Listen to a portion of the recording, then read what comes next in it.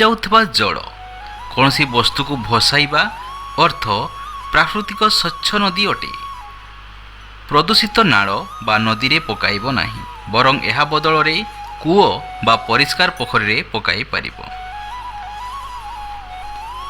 ମାଟିରେ ପୋତିବା ଅର୍ଥ ହେଉଛି 8 ଇଞ୍ଚ ଗଭୀର ଗାତ ଖୋଳି ପୋତିବ। ପୋତିବା ସ୍ଥାନ ମଇଳା ସ୍ଥାନ ନ ହୋଇ ସ୍ୱଚ୍ଛ ହେବା ଉଚିତ।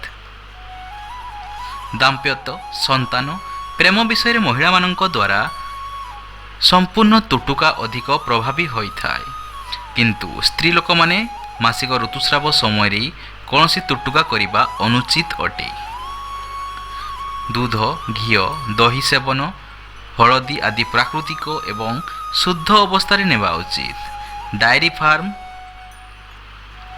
ଧୁବଡ଼ି କାଠିଠାରୁ ଦୁଧ, ବଜାରରୁ କିଣା ଦହି, ଘିଅ, ମେସିନରେ ଚୂନ